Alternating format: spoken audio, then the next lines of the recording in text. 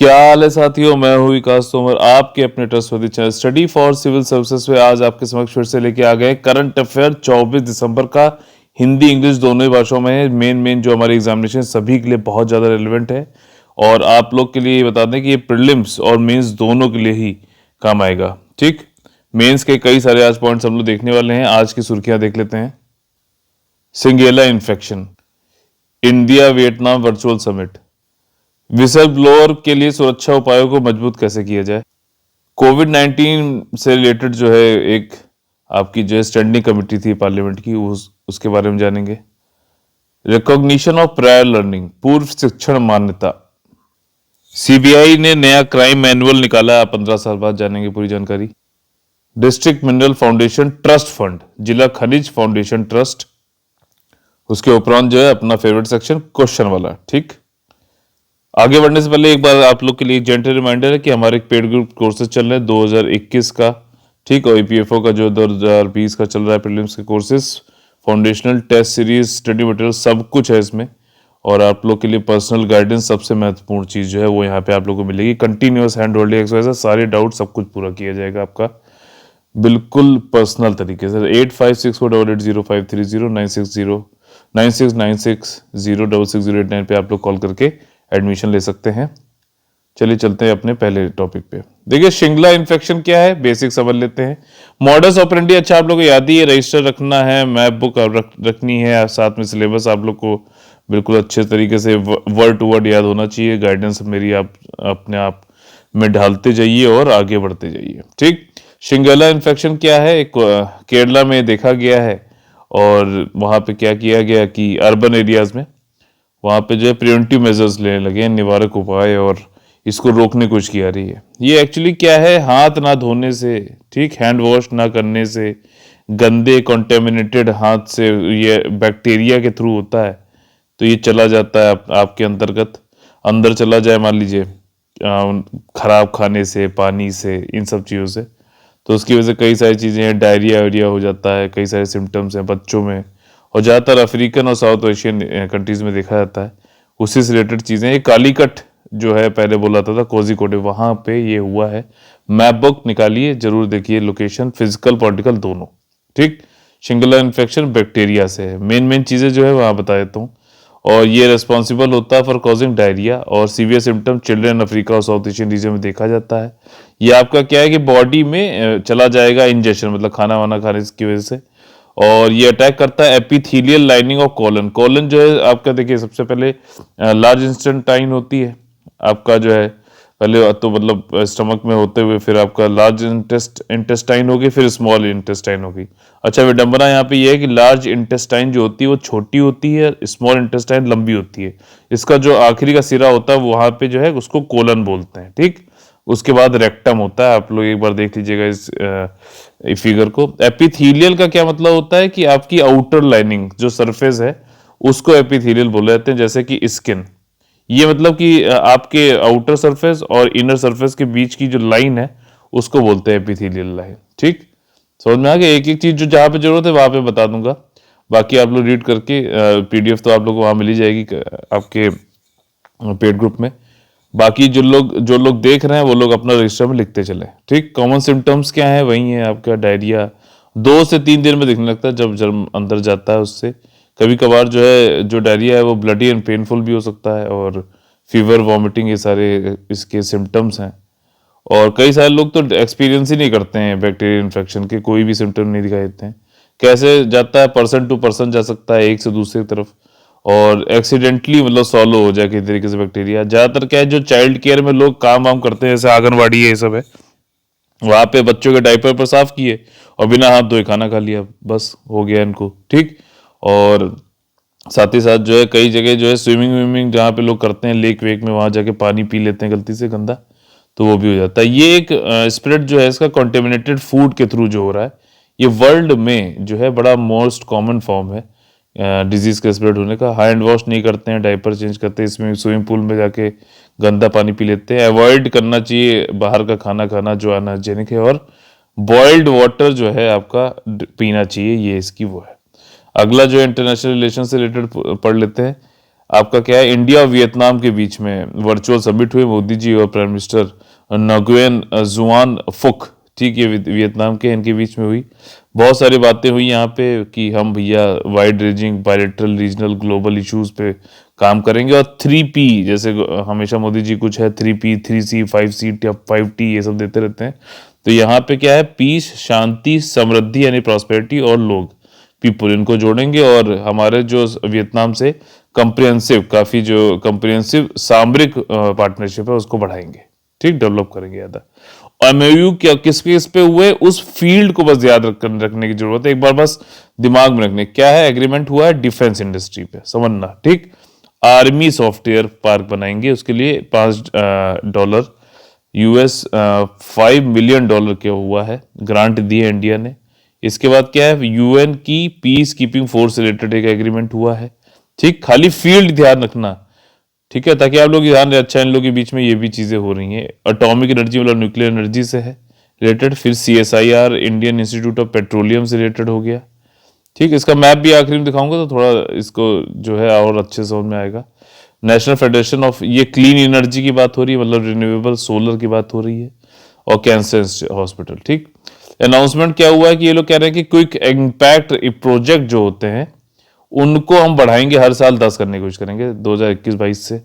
और इसमें heritage conservation की बात हुई है, मतलब विरासत की जो संरक्षण की बात हुई। टेम्पल एक माइसोन प्लेस है, वहां पे उसको मतलब हेरिटेज को कंजर्व करेंगे। डोंग डुआंग बुद्धिस्ट मोनेस्ट्री है, नामचम टावर है, इन सबको जो है हेरिटेज में होगा। अच्छा, हमारे यहाँ इंडिया में एक हृदय करके स्कीम है, ठीक, किस मिनिस्ट्री के अंतर्गत आती है और क्या इसके अंतर्गत है, चीजें वो करिएगा। हृदय और प्रसाद दोनों कंपैरिजन करके पढ़ लीजिएगा, दोनों की मिस्ट्री अलग अलग है, इसलिए यहाँ पे पूछ रहा हूँ, ठीक।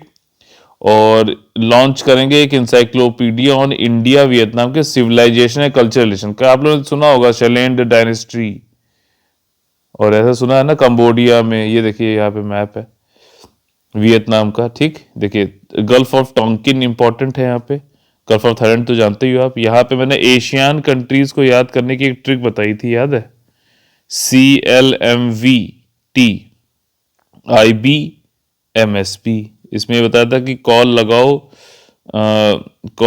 CLMVT मिस्टर विकास तोमर को, क्योंकि IB यानी कि इंटेलिजेंस ब्यूरो ने MSP देने से मना कर दिया है। तो यहाँ पे कंबोडिया, लाओस, ठीक, कंबोडिया हो गया, लाओस हो गया, और आपका जो है ये मलेशिया, ठीक, वियतनाम, थाईलैंड, फिर I से इंडोनेशिया, B से ब्रुनई, फिर M से म्यांमार, और S से आपका सिंगापुर, ठीक, और P से क्या है, फिलीपींस, ठीक है। याद रहेगा ना इस तरीके से कि क्या है, CLMVT IBMSP, ठीक। तो ये एक छोटी सी ट्रिक थी। गल्फ ऑफ टोंकिन है, वियतनाम और चाइना के बीच में जो है परासल और स्प्राथले आइलैंड जो है आपके डिस्प्यूटेड है, स्प्राथले आइलैंड, ठीक, किसमें, साउथ चाइना सी में, ठीक। ये सब चीज़ें थोड़ी थोड़ी मैप बुक देखते रहो, मैं फिर से ला रहा हूँ ताकि आप लोग जो है इस प्रैक्टिस को छोड़े नहीं। कई सारे क्वेश्चन आपके UPSC में सिर्फ और सिर्फ ऑब्जर्वेशन बेस्ड मैप बुक से भी हो सकते हैं। अच्छा, विसल ब्लोअर जो होता है वो कौन होते हैं, किसी ऑर्गेनाइजेशन में, किसी संगठन में कोई कई सारे लोग काम कर रहे हैं, ठीक, और उस संगठन के अंदर अगर कोई अनैतिक काम हो रहा है, या फिर इलीगल काम हो रहा है, या फिर गैर सरकारी काम हो रहा है, या फिर कोई गैर सरकारी नहीं, गैर कानूनी काम हो रहा है, तो उसको जो है पब्लिक के सामने लाना, मतलब बताना उनके अपने सीनियर्स को उनके सामने कि ये गलत चीज हो रही है, तो जो ये करेगा उसको क्या बोलेंगे, विसल ब्लोअर बोलेंगे। इंडिया में जो है ये बोला गया है कि जो कॉर्पोरेट, जो कंपनीज लॉज हैं, इसका बेसिक समझ लेते हैं यहाँ पे। कंपनीज एक्ट जो आया था 2013 में, फिर उसको अमेंड किया गया, तो उसमें कह रहे हैं कि भैया इंटरनल विजिल मैकेनिज्म जो है आपकी, कि बड़ी निजी कंपनियों के लिए एक सतर्कता तंत्र की बात हो रही है, वो यहाँ पे अच्छे से नहीं है, और उसका विस्तार करने की जरूरत है। और अच्छा से विस्तार करेंगे मतलब उसके गाइडलाइंस बताओ कि कब तक ग्रीवांस जो है उसका वो हो जाएगा। ये कंप्लेंट लेके जाता है विसल ब्लोअर, तो उसको किस तरीके से ट्रीट किया जाएगा, उसकी मतलब खुद का भी प्रोटेक्शन रहना चाहिए, ठीक। क्या प्रोसीजर है, ये सब चीजें जो है अभी बताई नहीं गई हैं, तो मतलब विसल ब्लोअर के लिए थोड़ी सी दिक्कत वाली बात है। और ये चीज सामने भी आनी चाहिए, कोई कहीं पे करप्शन हो रहा है, कुछ हो रहा है, तो ऐसे तो लोग आएंगे नहीं, तो फिर वहीं जो गोरख धंधा चलता जा रहा है चलता रहेगा। अब यहाँ पे रिट पिटीशन फाइल करी गई थी दिल्ली हाई कोर्ट में, और इसने कहा कि भैया जो कंपनीज एक्ट है उसके कुछ जो प्रावधान है उनकी कॉन्स्टिट्यूशनल वैलिडिटी, मतलब कि संवैधानिक वैधता पे सवाल उठाए गए थे।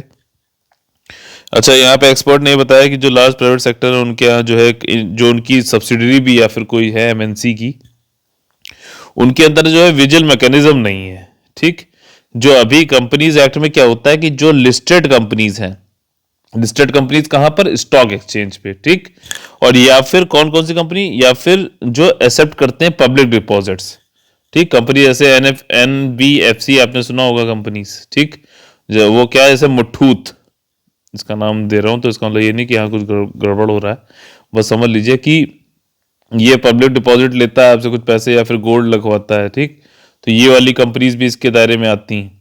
Companies that have loans from bank public sector, जहां पे 50 करोड़ से ऊपर का लोन ले रखा है, वहां पे विजिल मैकेनिज्म है to address the whistle blower complaint लेके जाएगा तो विजिल मैकेनिज्म हो जाएगा, लेकिन बाकियों में नहीं है। कंसर्न्स क्या है कि अब्सेंस है, कई जगह तो स्पेसिफिक गाइडलाइन नहीं है, क्या होगा, कंप्लेंट लेके जाएगा तो किस तरीके से किस टाइम में इसको सही किया जाएगा। ठीक, अभी जो करंट प्रोविजन है वो do not provide any guideline ही नहीं है on the function of vigil mechanism for companies. ठीक, regulating functioning, risk of over regulation, micro management. अगर ये भी कहा जाता है भाई अगर हम रेगुलेशन करें इनकी फंक्शनिंग को, किसको, विजिल जो आपकी ये है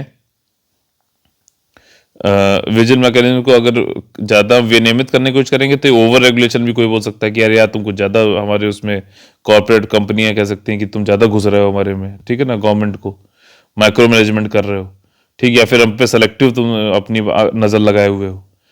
ये सारी चीजें एक्सपर्ट ने भी बताया। Company were able to retaliate against employees raising whistle blower complaints and even companies क्या कर रही थी, जो लोग ये ऐसी बातें कर रहे थे तो विजिल मैकेनिज्म कुछ था नहीं, गाइडलाइन भी कुछ नहीं थी, जो हमारे जो लॉज हैं वो भी कमजोर हैं, तो कंपनी जो है उनको निकाल देती थी। मतलब सीधी सी बात है, ज्यादा तुम बोल रहे हो, ज्यादा हमको खराब करने की कोशिश कर रहे हो। और जो आपके विसल ब्लोअर भी थे वो जाके सिविल सूट और नहीं फाइल करते थे, क्योंकि बहुत ज़्यादा खर्चीला और टाइम कंज्यूमिंग था, और ज़्यादातर वो हार ही जाते थे, उनके पास कैपेसिटी नहीं है, पैसे ही नहीं है। तो यहाँ पे सजेशन क्या दिया गया कि परमानेंट इंटरनल कमेटी होना चाहिए और उनको डायरेक्शन मिलने चाहिए कि किस तरीके से फंक्शन करेंगे वो। ठीक, ये वे फॉरवर्ड है आपका। और गवर्नमेंट को इशू करना चाहिए गाइडिंग प्रिंसिपल, जिसमें कि फ्रेमवर्क पूरा होना चाहिए, पूरा मार्गदर्शक सिद्धांतों को जारी करने में विचार करना चाहिए, जैसे कि आंतरिक रिपोर्टिंग, लेखा परीक्षा समिति द्वारा समीक्षा करना, प्रकृति और मामलों की संख्या और परिणामों की संख्या आदि पर बोर्ड द्वारा शिकायतों और विचार को संबोधित करने के लिए समय सीमा, मतलब वही है टाइम बाउंड मैनर में करो, आपका जो है ऑडिट करो, उसको रिव्यू करो, और फिर आखिरी में ये भी देखो कौन सी चीजें जो आपने सोल्यूशन दिए थे वो रिजॉल्व हुए कि नहीं हुए। ठीक है, और कुछ थ्रेशोल्ड बनाओ ऑफ टर्नओवर और एम्प्लॉइज टू सेटअप पे, कुछ मतलब होना चाहिए कि यहाँ पे भैया विजिल मैकेनिज्म बनेगी प्राइवेट सेक्टर की कंपनियों में। मान लीजिए कह दिया कि भाई 5 करोड़ से ऊपर है तुम्हारा प्रॉफिट तो विजिल मैकेनिज्म बनाओ, ऐसे मतलब एग्जाम्पल तौर पे बता रहा हूँ। ये जो the mechanism should provide adequate safeguard होना चाहिए ताकि विक्टिमाइजेशन ना हो जाए, मतलब उसका जो है ऐसा ना हो कि विसिल ब्लोअर जाए अच्छा काम करने और उसके बाद पता चला उसके और उसके परिवार के उसके सबको साथ दिक्कत होने लगे। तो ये सब सारी चीज़ें हैं। वे फॉर्म में भी कहा गया कि ऐसा कुछ उसको बता देना चाहिए प्रिविलेज या फिर डायरेक्ट एक्सेस होना चाहिए चेयरपर्सन के पास में जाने का एक्सेप्शनल केसेस में। विसल ब्लोअर कौन है फिर से समझ लेते हैं। Anyone who has and had reported insider knowledge of illegal activities occurring in the examination, वह होता है जो किसी संगठन में होने वाली गैर कानूनी गतिविधियों के बारे में जानकारी देता है। ये कौन कौन हो सकता है, कोई कर्मचारी हो सकता है, कोई सप्लायर, कॉन्ट्रैक्टर, क्लाइंट, कोई भी हो सकता है जो लीगल बिजनेस के बारे में बता रहा है। अब यहाँ पे पार्लियामेंट्री पैनल ने एक रिपोर्ट दी है, इससे रिलेटेड हम खाली न्यूज़ से ज़्यादा जो है इसमें क्या चीज़ इंपॉर्टेंट उसको देख लेते हैं। आपका जो है ये स्टैंडिंग कमेटी थी ऑन हेल्थ, ठीक, जिन्होंने क्या बताया, रिपोर्ट एक निकाली है द आउटब्रेक ऑफ पेंडेमिक कोविड-19 और उसका प्रबंधन कैसा कैसा किया गया उसके बारे में। इसमें रिपोर्ट ये कहती है कि बहुत ही लो टेस्टिंग हुई है, शॉर्टी कॉन्टैक्ट ट्रेसिंग हुई है, जिसकी वजह से केसेस बहुत ज़्यादा बढ़ गए। 1 करोड़ से ज़्यादा हो चुके हैं केस इंडिया में, है ना, फॉर यू काइंड इन्फॉर्मेशन। इसके बाद क्या है कि ये हमें लॉ बनाने की जरूरत है जो काउंटर कर सके जैव आतंकवाद को, यानी कि बायो टेररिज्म को। जैसे कि आप लोगों ने एक सुना होगा एंथ्रेक्स नाम से एक है बैक्टीरिया होता है, लोग क्या करते थे कि पोस्ट कर देंगे एक लिफाफे में, ठीक, लिफाफा है उसको जो है गया कि जिसको आपने पोस्ट किया उसने इसको खोला, इसके अंदर से बैक्टीरिया जो है पाउडर की तरह निकलता था और जिसने इसको खोला वो मर गया। समझ रहे हो? तो ये एक तरीके से एक बायो टेररिज्म वाली चीज है। हमें ऐसे लॉ बनाने चाहिए कि जैसे कोविड-19 है, क्या हुआ है ये तरीके ये कहा जा रहा है कि चाइना ने बनाया है और दुनिया में फैला दिया, खुद तो सेफ है क्योंकि लग रहा है शायद उसके बाद फिर पहले से ही दवाई थी।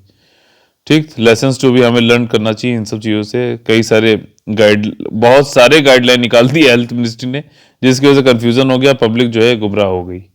ठीक, और इन्होंने ये भी कहा कि बहुत कम हॉस्पिटल बेड्स हैं वाकई में इंडिया में, मतलब 1000 पे आपका देखा जाए तो एक बेड भी नहीं है, ये मतलब काफी कम है नंबर। ठीक, रिकमेंडेशन क्या दिया, इफेक्टिव लॉ बनाओ बायोटेरिज्म पे, एंगेज करना, एक्टिवली पार्टिसिपेट करना चाहिए गवर्नमेंट को। ठीक, एंगेज मतलब होना चाहिए एजेंसी के साथ में, इंटरनेशनल ट्रीटीज में भी एक्टिवली पार्टिसिपेट करो, मतलब जैसे WHO है या फिर इस तरीके से एक सेपरेट विंग बनाना चाहिए NDMA के अंतर्गत, इस नेशनल डिजास्टर मैनेजमेंट अथॉरिटी के अंतर्गत। ये आपका डिजास्टर मैनेजमेंट एक्ट 2005 जो इसके अंतर्गत बनाया गया है, तो जो ऐसे पेंडेमिक को कंट्रोल कर सके। ठीक, जैसे NDRF है, ठीक, अलग अलग मतलब पेंडेमिक के लिए अलग से एक विंग बना दो इसके अंतर्गत। NDMA अथॉरिटी का चेयरमैन कौन होता है, अच्छा ये बताइए, कमेंट करके। और ये भी कहा गया है कि ज़्यादा रिसर्च करो, वर्क करो towards training, capacity building, public health emergencies को, क्या जो प्रबंधन हो रहा है वो अच्छे से हो सके, उसकी कैपेसिटी बढ़ाओ, और कंप्रिहेंसिव पब्लिक हेल्थ एक्ट लेके आओ। ये एक बड़ी बात इन्होंने कही है कि ये कंप्रिहेंसिव पब्लिक हेल्थ एक्ट लेके आओ जिसमें सूटेबल लीगल प्रोविजन हो कि कंट्रोल और चेक कर सके प्राइवेट हॉस्पिटल को।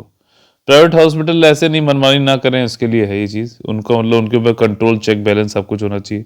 अवेयरनेस कैंपेन चलानी चाहिए चीपर इफेक्टिव मेडिसिन के लिए। ठीक, जैसे जन औषधि चल रही है ना, जन औषधि केंद्र, उसी तरीके से और बाकियों का भी होना चाहिए। और हमें अवॉइड करना चाहिए सोशल स्टिग्मा कि अरे कोई जैसे एसिड अटैक विक्टिम होता है, ठीक, तो उसको हम लोग बहुत अलग तरीके से देखते हैं, पता नहीं इसने क्या किया, इसके ऊपर ऐसा हो गया।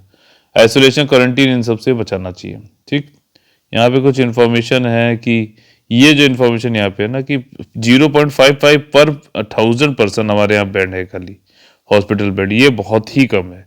और 12 स्टेट में तो इससे भी कम है, मतलब 0.55 आधा बेड भी नहीं है, मतलब ये एक तरीके से मतलब बहुत ही कम और दयनीय स्थिति है। एक यहाँ पे और इम्पोर्टेंट चीज़ है, कई लोग के लिए खुशी की बात भी हो सकती है, इंडियन हेल्थ सर्विस के लिए भी इन्होंने रिकमेंड किया है, जैसे कि IAS होता है वैसे ही इंडियन हेल्थ सर्विसेज के लिए भी बात करी गई है। ठीक, अगला टॉपिक GS पेपर 3 से हमारा है कि रिकॉग्निशन ऑफ प्रायर लर्निंग। अपने यहाँ स्किल इंडिया कैंपेन चल रहा है, आपको मालूम है, ठीक, स्किल इंडिया मिशन। अब यहाँ पे क्या है कि इसको अब ये लोग पहुंचाना चाहते हैं ग्राम पंचायत लेवल पे। ठीक, ग्राम पंचायत लेवल पे यानी कि ग्राउंड पे बिल्कुल लाना चाहते हैं। और वहां पे जो लोग हैं वो लोग पहले पहले क्या है, फॉर्मल उसमें ऑर्गेनाइजेशन, उनके पास कोई सर्टिफिकेट नहीं है, जो भी उनके पास एक्सपीरियंस है, एक्सपीरियंस क्या है, या फिर जो भी उनके पास प्रायर लर्निंग है पहले से जो उन्होंने सीखी हुई मान्यता। जैसे कि मान लीजिए कोई बढ़ई है, कारपेंटर है, वो किसी बड़े की दुकान पर काम करता था, लेकिन उसको वो काम तो आता है लेकिन उसकी कोई रिकॉग्निशन नहीं है कि भाई आता है कि नहीं आता है। तो इसी को ही फॉर्मलाइजेशन करना किसके अंतर्गत, ministry of skill development and entrepreneurship के अंतर्गत जो स्किल इंडिया कैंपेन चल रहा है, ग्राम पंचायत पे जाके अभी चंदौली और बनारसी में जाकर और बाकी जगह भी रिकॉग्नाइज करेंगे उस प्रायर लर्निंग को और उसका फिर सर्टिफिकेट देंगे, जिससे कि इस एम्प्लॉयर का, इस एम्प्लॉय का, सॉरी, कर्मचारी का जो है आपका रेस्पेक्ट बढ़ेगी, उसको सर्टिफिकेट बढ़ेगा और अच्छे से काम करेगा। ये सारी बातें हैं इसमें सिंपल। ठीक, संकल्प एक प्रोग्राम है आपका, उसके अंतर्गत ये हो रहा है। और ये संकल्प प्रोग्राम किसका है, MSDE का है, इसके बारे में भी बताएंगे। संकल्प एक है, दूसरा क्या है, स्ट्राइव है। ठीक, संकल्प एक तरीके से एकेडमी और ये सब पे फोकस करता है, और आपका स्ट्राइव जो है पूरा मतलब ओवरऑल जो है आपका जो भी इसमें मौजूद हैं वर्कर्स को और स्किल्स बढ़ाने के लिए, उसको मतलब ऊपर उठाता है। ठीक है, तो इसके बारे में अभी दोनों को आखिरी में बताऊंगा। ठीक, हैज़ बीन रोल्ड आउट, और ये बड़ा गाँव वहीं ग्राम पंचायत चंदौली, ये दोनों डिस्ट्रिक्ट है पूरे बिहार सटे हुए, बिहार आपके बनारस में चंदौली, और दूसरा कौन सा था, दूसरा था आपका बनारसी, तो है ही है।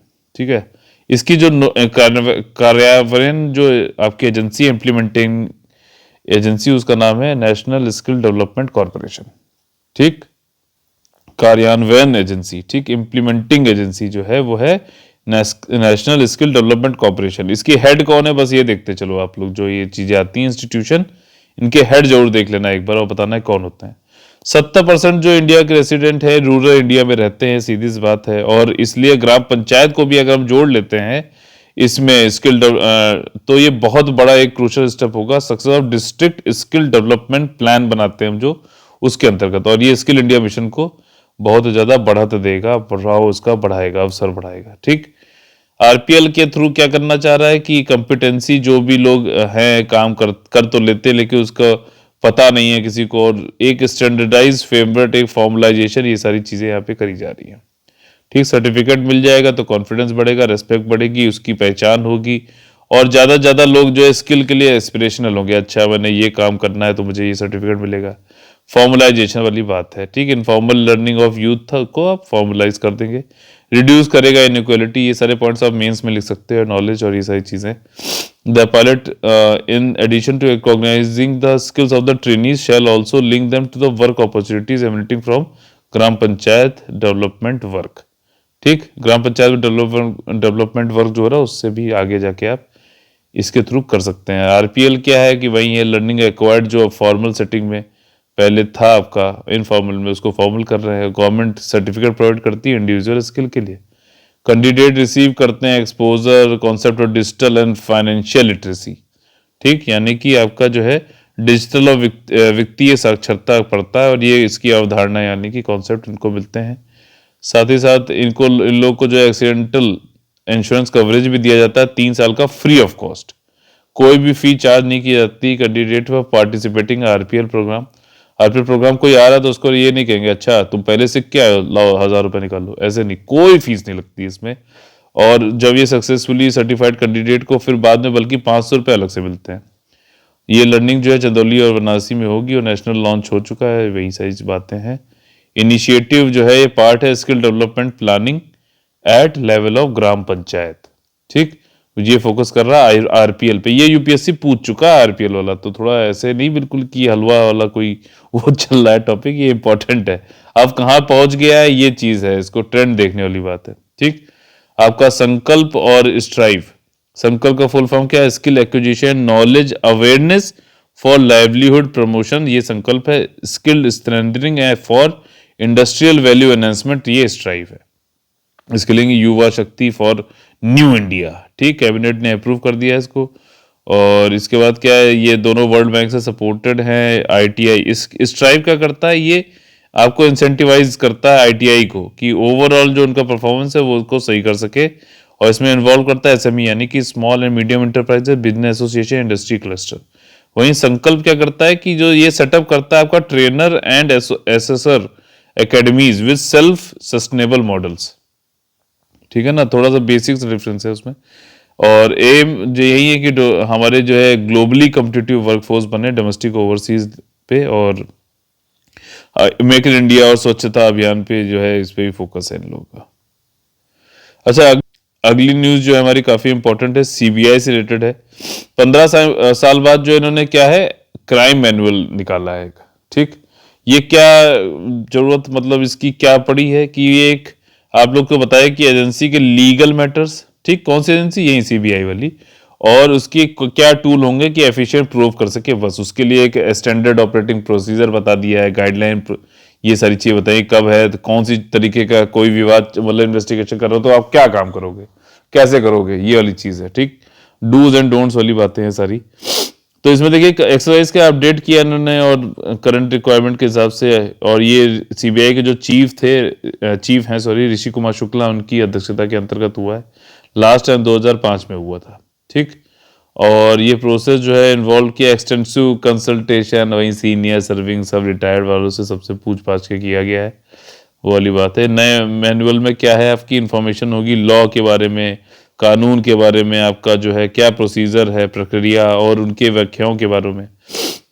Interpretation in format to assess the investigating officer जो है उसके डे टू डे वर्क पे होगा। ठीक, तो ये जो केंद्रीय अन्वेषण ब्यूरो है उसके मतलब पूरे अच्छे से वो काम कर सके, स्टैंडिंग ऑपरेटर क्या लॉ है कि इसके अंतर्गत जो काम करता है, प्रोसीजर रूल्स है, साथ ही साथ इसमें क्या है, इंटरपोल के नोटिस होते हैं कई सारे सारे, मतलब जैसे कि रेड होता है आपका नोटिस, ब्लू नोटिस होता है, उनके क्या मतलब हैं, कैसे क्या काम करेंगे, फॉरेन जुरिस्डिक्शन में कैसे इन्वेस्टिगेशन करना है।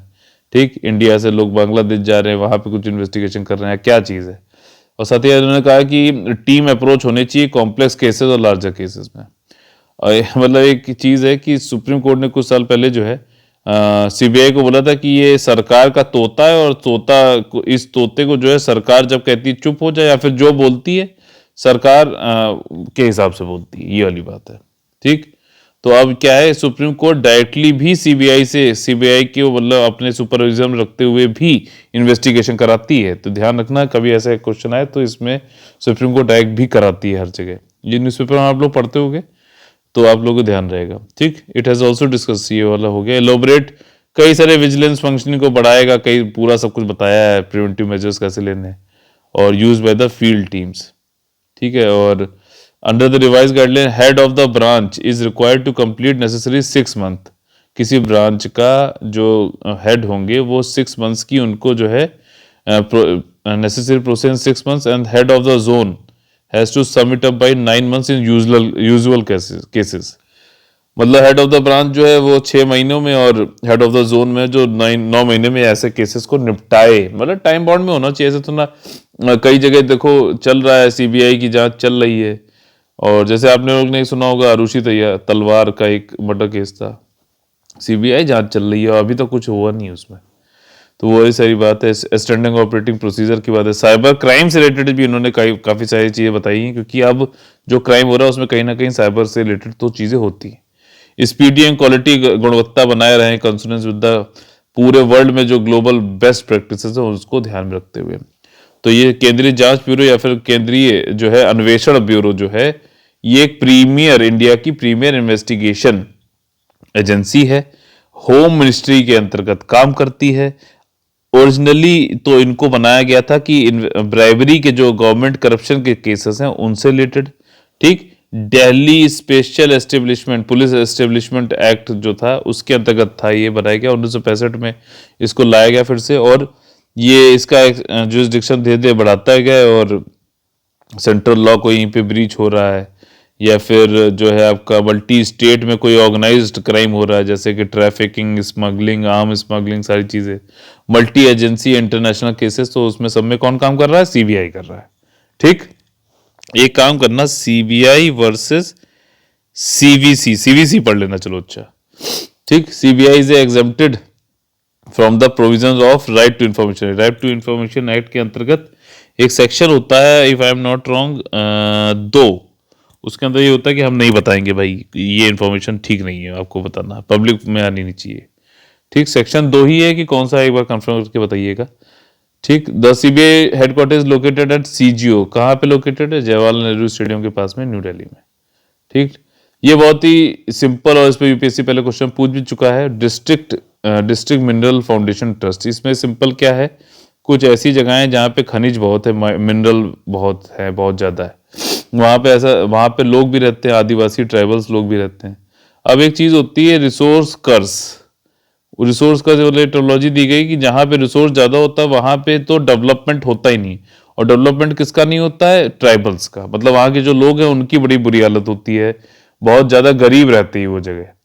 तो इसी चीज़ से जो है निपटने के लिए क्या है कि आपका एक लॉ लाया गया, PMKKY करके जो है एक खनिज क्षेत्र योजना भी लाई गई, और ये लॉ भी लाया गया, और जिसके अंतर्गत एक ये ट्रस्ट फंड बनाया गया, डिस्ट्रिक्ट मिनरल फाउंडेशन ट्रस्ट बनाया गया, जिससे क्या होगा कि जो भी जहाँ पे माइनिंग हो रही है वहाँ से जो भी पैसा मिलेगा वो वहाँ के लोगों के लिए, स्पेशली ट्राइबल या फिर इंडियन कॉन्स्टिट्यूशन के 5th शेड्यूल, जहाँ जिसमें कि आसाम, मेघालय, त्रिपुरा, मिजोरम नहीं आते हैं, वहाँ के ट्राइबल्स को जो है आपका जो है वेलफेयर, उनके कल्याण किया जा सके, ये है बात। ठीक, तो इसके फाइनेंशियल ईयर से रिलेटेड यहाँ पे क्या हुआ है कि धनबाद के डिप्टी कमिश्नर ने उमा शंकर सिंह ने ऑडिट एक लगाया है, इम्पैक्ट असेसमेंट ऑफ यूटिलाइजेशन की, मतलब किस तरीके से आप, धनबाद की बात हो रही है तो कौन से स्टेट की बात हो रही है बताइए। ठीक, उन्होंने कहा कि ये जो डिस्ट्रिक्ट मिनरल फाउंडेशन ट्रस्ट है इसके ऑडिट करने के लिए फंड्स का क्या हुआ, कुछ मतलब गोल बोल कर रहे थे लोग, यहाँ पे फंड मतलब ये कल्याणकारी काम के लिए आ रहा था, लेकिन इसके फंड कहीं और सिफोन करके कुछ और कामों के लिए यूज हो रहे थे। उसको देख लेते हैं। वो काम क्या थे, वाटर टैंकर को बाय कर रहे थे, स्वीपिंग मशीन ले रहे थे, ठीक है। तो और ये सबमिट कर दी इन्होंने रिपोर्ट, वो तो खैर इतना इंपॉर्टेंट नहीं है। प्रोविजन क्या है, अच्छा ये कौन सा एक्ट है, माइन एंड मिनरल, ठीक, डेवलपमेंट रेगुलेशन अमेंडमेंट एक्ट 2015। हर डिस्ट्रिक्ट में जहां पे माइनिंग रिलेटेड ऑपरेशन होते हैं, स्टेट गवर्नमेंट को बाय नोटिफिकेशन एक ट्रस्ट बनाना पड़ेगा, यानी कि न्यास बनाना पड़ेगा, और जो कि एक नॉन प्रॉफिट बॉडी होगी जिसको कहा जाएगा डिस्ट्रिक्ट मिनरल फाउंडेशन। इसका काम वही है कि जहां माइनिंग अफेक्टेड कम्युनिटीज हैं उनका कल्याण करो, जैसे कि ट्राइबल्स, उनका कल्याण करो, क्योंकि वो पोरेस्ट इन द कंट्री हैं। नेचुरल रिसोर्सेज जो एक्सट्रैक्ट हो रहे हैं कुछ तो फायदा उनको ही पहुंचाओ, क्योंकि इंडस्ट्री, खनिज, ये सब सोसाइटी के अंतर्गत ये सब काम करते हैं। फंक्शनिंग जो डीएमएफ ट्रस्ट की है, वो फंड जो यूज किए जाते हैं गवर्न बाई स्टेट के डीएमएफ रूल्स के अंतर्गत ही गवर्न किए जाते हैं, ठीक, स्टेट के अंदर किए जाते हैं। प्रधानमंत्री खनिज क्षेत्र Kalyan Yojana that specify high priority areas of investment, ये इसके अंतर्गत भी यही है। डीएमएफ और इन सबको जो है का पैसा कल्याण के लिए यूज किया जाए, ये वाली बात बताई गई है। ये जो स्कीम है आपकी मिनिस्ट्री ऑफ माइंस के अंतर्गत में है, और ये welfare of the people affected by using the funds accrued by the district, same वही चीज। और इसके बाद जो है वेलफेयर होना, कराना है, कल्याण करना है पीपल का भी और उस एरिया का भी। फिफ्थ शेड्यूल के जो ज़्यादातर एरिया है वो आते हैं इसमें, और इसमें जो है very sharply focused on safeguarding the health, environment and economic condition of the tribals, ठीक, स्वास्थ्य, पर्यावरण और आर्थिक कंडीशन जो ट्राइबल्स की उनको सेफ गार्ड करते हैं, और उनको अपॉर्चुनिटी देते हैं कि वो मिनरल रिसोर्सेस मतलब वो बेनिफिट उनको पहुंच सके, उनकी लाइफ भी अच्छी हो सके, ठीक। हाई प्रायोरिटी एरियाज कहाँ पे है, मतलब यूटिलाइजेशन कैसे करोगे, जहां पर at least 60% of the PMKKY funds to be utilised under these heads, ठीक। इनके जो फंड्स है 60% एटलीस्ट कहाँ पे होना चाहिए, water supply, environment preservation, pollution control, health, education, ये दोनों बहुत ज्यादा इंपॉर्टेंट है ह्यूमन कैपिटल के लिए बनाने के लिए। 9th क्लास की एनसीईआरटी पढ़ी है ना इकोनॉमी वाली, उसमें ह्यूमन कैपिटल के बारे में कुछ दे रखा है क्या, पढ़ो उसको जरूर, ठीक। यूपीएससी ऐसे डायरेक्टली ऐसे पूछ लेगा, अपॉर्चुनिटी कॉस्ट क्या है, पूछता है ना, ह्यूमन कैपिटल क्या है, ये वही एनसीईआरटी से जोड़ के पूछेगा कि आपकी अंडरस्टैंडिंग कितनी हुई है, ठीक। तो जो भी मैं यहाँ पे बताता हूँ प्लीज आप लोग उसको जरूर पढ़ा करो, जैसे मैंने बताया सीवीसी पढ़ लेना, जो क्वेश्चन पूछा उसको करो, रजिस्टर एक बना लो, आखिरी में उससे रिवाइज करने में भी आसानी होगी, मोस्ट क्योंकि टाइम कम होगा, सबसे ज्यादा इंपॉर्टेंट चीजें आप उसमें पढ़ सकोगे, ठीक। तो अगर आप लोग अच्छा लगता है लाइक शेयर सब्सक्राइब जरूर करिएगा, और आंसर जरूर दीजिए, क्योंकि हमारा एक ही नारा है, जो आंसर देगा वो सिलेक्शन लेगा, सिंपल साफ सीधी बात है, ठीक। बाकी जो अदर प्रायोरिटी एरियाज क्या है कि जहां पे 40% अप टू 40% तक ही जो है PMKK वाई का फंड यूज होगा। फिजिकल इंफ्रास्ट्रक्चर, सिंचाई, ऊर्जा और वाटरशेड विकास और खनन, जिले में पर्यावरण गुणवत्ता बढ़ाने के लिए कोई अन्य उपाय, ठीक है। इसके बाद हमारे आ गए क्वेश्चंस ऑफ द डे। सबसे इंपॉर्टेंट है यहाँ पे नेशनल मैथमेटिक्स डे से रिलेटेड एक क्वेश्चन पूछा गया है। पहला स्टेटमेंट है कि 22 दिसंबर को होता है, ठीक है। दूसरा ये कि रामानुजन जी के बर्थ एनिवर्सरी पे होता है, ये भी ठीक है। प्राइम मिनिस्टर, आंसर ही दिख गया आप लोग को, प्राइम मिनिस्टर जो है मनमोहन सिंह के द्वारा मतलब किया गया था ये 26 फरवरी 2012 में, ये भी ठीक है। तीनों स्टेटमेंट सही हैं, डी आंसर हो जाएगा इसका। ये रामानुजन जी जो थे ये रोड तमिलनाडु में पैदा हुए थे, और ये इनको जो है ये भी कहा जाता था मैन हु न्यू इन्फिनिटी, ठीक। यूपीएससी इस पे क्वेश्चन पूछ भी चुका है कि ये बताइए मूवी आई थी ये किससे रिलेटेड है, यूपीएससी ने लिटरली क्वेश्चन पूछा है, मैं आपको बता रहा हूँ, ठीक। यही चीज लिख के, did not receive any formal education in mathematics, कोई फॉर्मल एजुकेशन नहीं मिली थी, स्कूल में बैठ के 2/2 2+2=4 ये सब कुछ ना किया इन्होंने, लेकिन उन्होंने क्या किया, कंट्रीब्यूशन किया मैथमेटिक्स फील्ड में बहुत बड़े बड़े, बहुत ही मतलब ज्ञानी आदमी थे ये, और मैथमेटिक्स में बहुत बड़ा नाम था। ट्रू कौन कौन सा, अच्छा ये इंपॉर्टेंट है, चिलई कला ये जम्मू कश्मीर से है वाला क्वेश्चन, और चिलई का मतलब होता है कि बहुत चिल हो रही है, यानी कि कोल्ड हो रहा है, और कलान जो है वो आगे समझाएंगे आपको, पूरी चीज अभी बता देंगे तो क्वेश्चन पूछने का फायदा क्या है। जो पहला स्टेटमेंट है वो कह रहा है कि 40 दिन का इंटेंस विंटर जो होता है उसको चिलाई कला बोला जाता है कश्मीर वैली में, जो कि स्टार्ट होता है 21 दिसंबर से, और 21 दिसंबर क्या होता है, सबसे छोटा दिन होता है, विंटर सोल्स्टिस होता है। बहुत ही अच्छा नोट्स आप लोगों ने आंसर लिखे थे, बहुत बहुत आप लोग को मतलब बधाई। जो पेड ग्रुप है उन्होंने लिख के भी दिए थे पेपर पे, और बाकी सबने भी कमेंट किया था, बहुत अच्छा है, ऐसे ही करते रहिए please, this will benefit you only. तो सब जीरो नाइट और टेम्परेचर होती है, ठीक है। चलाई कला के बाद जो है चिलाई कला, चिलाई बच्चा आता है, फिर चिलाई खुर्द आता है, क्या सीक्वेंस सही है, ये पूछा गया है यहाँ पे। और तीसरा, it is considered to be the core of the winter, Chillai Kalan, और यूजली ब्रिंग इससे snowfall, sub zero temperature, sub zero temperature समझ रहे हो, मतलब जीरो के नीचे, और ये से फ्रीजिंग हो जाती है, वाटर बॉडीज की, डल लेक वेक सब सूख जाते, मतलब जम जाते हैं, ठीक। तो देखिए ये सीक्वेंस ठीक नहीं है, चिलई कला के बाद में चिलई खुद आता है, तो इसको ऐसे याद कर सकते हो, के बी, ठीक।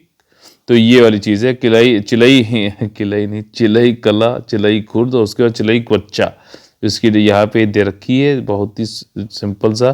चिलई कला तो आप समझ चुके हो, चिलई खुर्द आता है, इसको स्मॉल कोल्ड बोलते हैं। 20 दिन, जब चिलई कला के बाद 20 दिन होता है, तो ये आपका कब से स्टार्ट होगा, 31 जनवरी से और 20 फरवरी तक, 19 फरवरी तक। उसके बाद आता है चिलई बच्चा, यानी कि बेबी कोल्ड, 10 दिन का होता है, ये आपका 20 फरवरी, इसके बाद से मार्च 2 तक, ठीक। तो कोल्ड कोल्ड चल रहा है, बस ये वाली बात है। तो इस तरीके से आज का हमारा जो सेशन खत्म होता है। आप लोग को अगर पसंद आता है तो please like share and subscribe जरूर करिए, कमेंट जरूर करिए, और आपको ये चीज है कि आप लोग पूरा मेरे साथ इंटरेक्ट करना चाहिए, एक एक चीज आप लोग जो है बताइए, पूछिए, सबका सारा जवाब मैं देने की कोशिश करता हूँ। वहाँ पे एक एक चीज बताई जाती है वहाँ पे, ठीक है। पेड ग्रुप में जिनको बताया गया वो लोग तो वहाँ पे आराम से कर भी सकते हैं, पीडीएफ मिल जाएगी, लेकिन जो रजिस्टर, मैप बुक और सिलेबस मैंने आप लोग से कहा है उसको ढंग से करिए। और जो इंटरलिंकिंग वाली चीजें मैं आप लोग को बताता हूँ, ये बहुत ज्यादा इंपॉर्टेंट है, बहुत ज्यादा आपको फायदा करेंगे अगर आप फॉलो करेंगे इसको रिलीजियसली। प्लीज करिए, फिर से रिक्वेस्ट है, आप लोग के भले के लिए ही है। और आप लोग को अगर यूपीएससी का पेड ग्रुप ज्वाइन करना है 2021 का, तो आप लोग कॉल कर सकते हैं 8564880530, 9696066089 पर, और या फिर ईपीएफओ का जो है पेड ग्रुप ज्वाइन करना चाहते हैं तब भी यही नंबर कॉल करना है। Test series, study material Hindi English दोनों में आप लोग मिलेगा। टेस्ट सीरीज कम से कम 20 टेस्ट हैं इसमें, फुल लेंथ टेस्ट 10 हैं, बाकी सेक्शनल टेस्ट हैं। एक एक चीज आप लोग को बताई जाती है पर्सनल गाइडेंस के अंतर्गत, और कंटिन्यूअस हैंड होल्डिंग एक्सरसाइज होती है, मतलब आप पूछिए हम बताते रहेंगे। एक आपका स्टडी से रिलेटेड मतलब पूरा साथ आपका रहेगा, ठीक। हम लोग आपके साथ पूरे टाइम रहेंगे, और आपको ऐसा भी नहीं लगेगा कि आप लोग कभी भी मतलब अकेले पड़ गए हो। जब भी कोई चीज ना समझ में आए आप लोग पूछिए, तुरंत आप लोग को जवाब दिया जाता है लीस्ट टाइम में, ठीक। ऑल द वेरी बेस्ट है, जय हिंद, जय भारत।